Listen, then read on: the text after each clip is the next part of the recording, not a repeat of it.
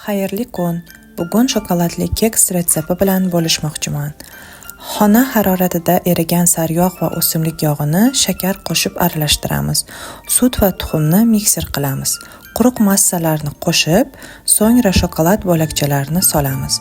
Tayyor bo'lgan massani qoliplarga joylab, gaz pechida 40-50 daqiqa davomida pishirib olamiz. Choliqishi menga bolaligimni eslatadi. Kitobini 3 kunda o'qib tugatganim esimda.